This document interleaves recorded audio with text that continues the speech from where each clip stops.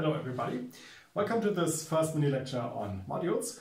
This first part is going to be rather easy. We're not going to prove anything. We're just going to introduce modules, meaning we're going to look at the axioms and we're going to look at some examples. So without further ado, let's do it. Let's say we're talking about a commutative ring, which we call R. If you're not talking about a commutative ring, there is a generalization of the definition of modules that I'm about to give. But we're not going to worry about non-commutative rings and the related concepts in this mini lecture. So for us, we're talking about a commutative ring, and we also look at an abelian group. So we have a commutative ring and an abelian group. The commutative ring is called R, and we call our abelian group M. And now, what is a module? This abelian group is called a module if it fulfills the following axioms. We have a map from R across M. So from the Cartesian product of R with M to M, such that these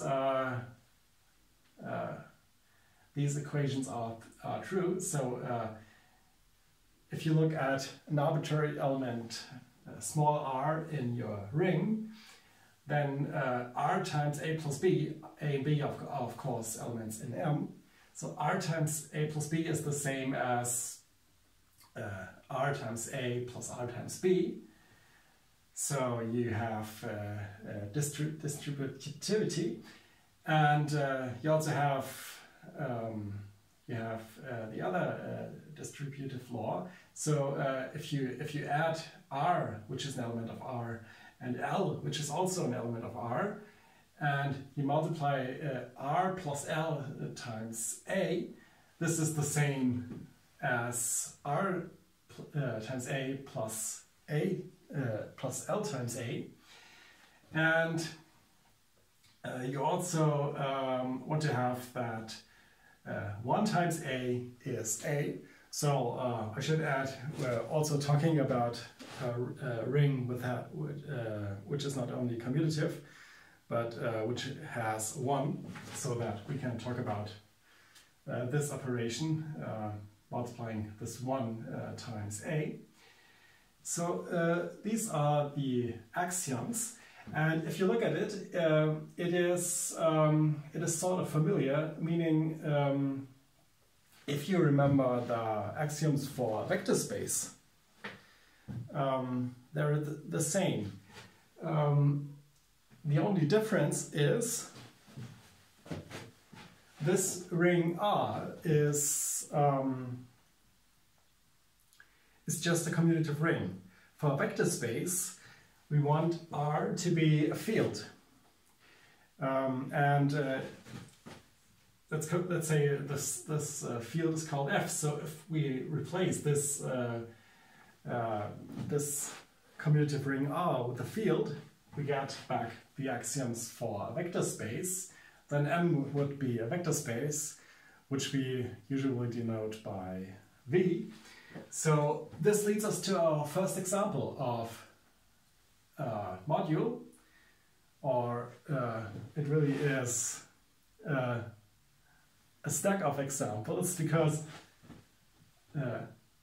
you know a lot of vector spaces, you know, complex vector spaces, R vector spaces, and so on. As I have just mentioned, if you take as your commutative ring a field, such as the complex numbers, for instance, you get an F module, and this is nothing but a vector space, a C vector space, because we have just seen that the axioms for a module are just the axioms for a vector space, where you replace your field by an arbitrary commutative ring with 1. And so this gives us this example, which says that every vector space is a module. To be precise, every vector space is an F module, where F is the field over which you have established this vector space.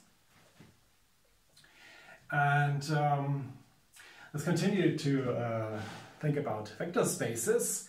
This is and go to our next example, example 2. This is an example that you might have already encountered when you studied the Jordan canonical form in linear algebra. And this example is the following. Suppose we have a vector space, which we now call V, and we take a linear transformation, which I call T, from T to T, from V to V. So T is a linear transformation from the vector space into the vector space. Then we can turn this this vector space V into an fx module, meaning you take the ring fx, which is the ring of polynomials with coefficients in the field f, and you turn this vector space into an fx module. So this is our ring. This ring, this polynomial ring fx, is now our R. So I need to tell you what this map is from R cross M to M, which means I have to tell you what this multiplication is supposed to be. So we have to define for an arbitrary polynomial with coefficients in this field f. Let's say this is called small f, f of x. We have to define this multiplication,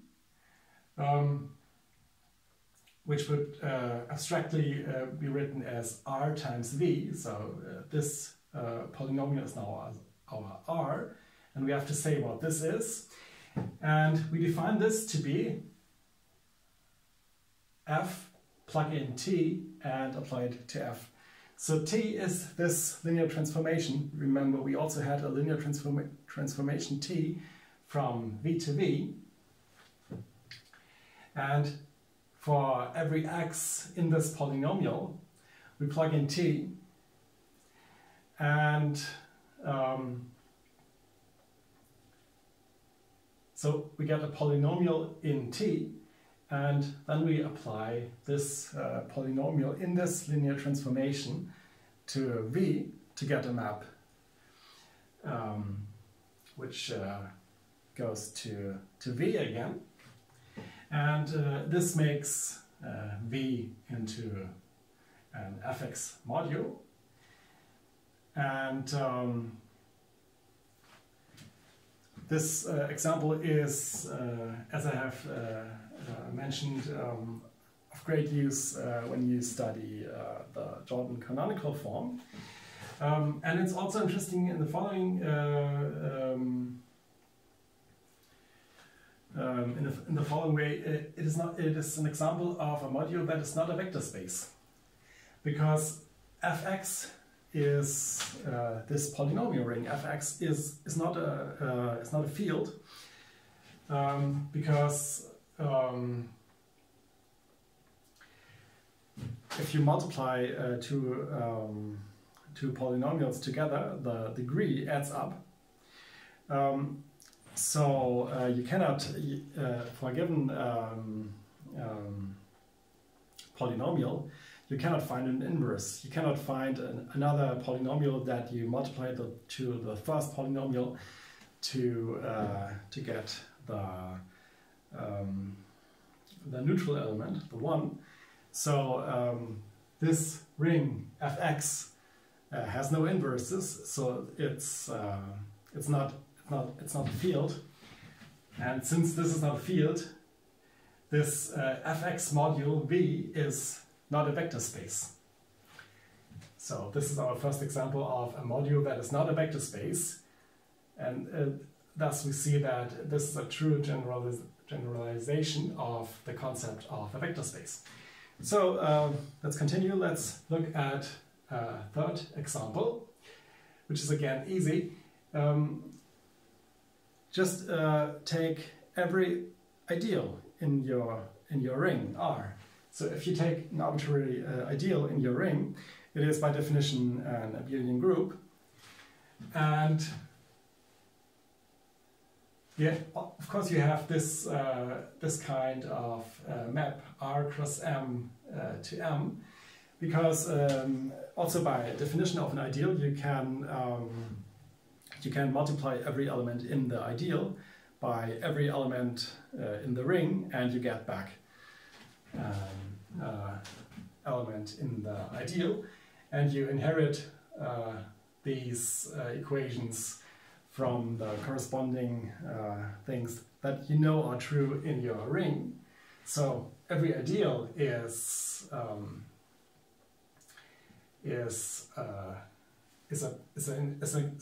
example of a module. And yeah, let's to finish this first mini lecture, let's look at a fourth example, which is also important, namely abelian groups. You can say that every abelian group is a module, and now I need to tell you what ring we're talking about. We're just taking Z, the whole numbers, and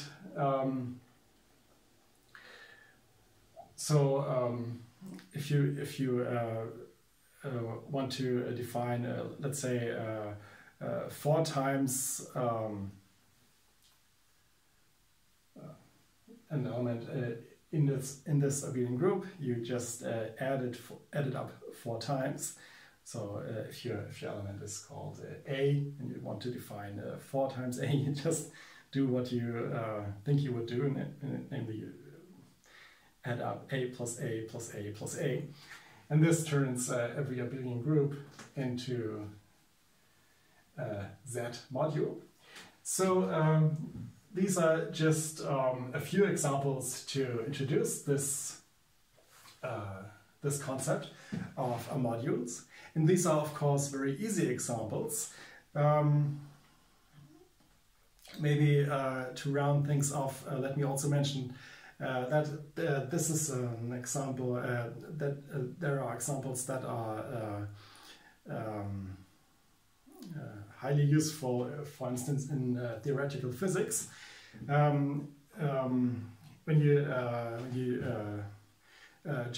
study general relativity, for instance, you have to discuss manifolds, and on these manifolds you have tensor fields, and these tensor fields, or on the set of these tensor fields, there's the structure of a C-infinity module. But this is just to mention that this concept of modules has, you could say, real-world applications. And then we're going to look at this concept of C-infinity, of tensor fields as C-infinity modules in the playlist Differential Geometry. But this is for another day. To conclude, let me tell you what we're going to do next. In the next lecture, Modules 2, we are going to introduce quotient modules. So this is analogous to what you know about rings, or groups. You look at factor groups, factor rings, and so on. And you can also look at quotient modules. And as you expect, tightly related to this concept is homomorphisms. So we are going to introduce homomorphisms. We're going to see that the kernel of homomorphism of modules is again a module and so on. And we're going to discuss the most important isomorphism theorem, the first isomorphism theorem. And yeah, that's the plan for the next lecture, and we are going to see what we're going to do after that. So till then, thank you for watching. Don't forget to subscribe and like if you like this video. And please feel free to ask questions in the comments below. And so see you next time.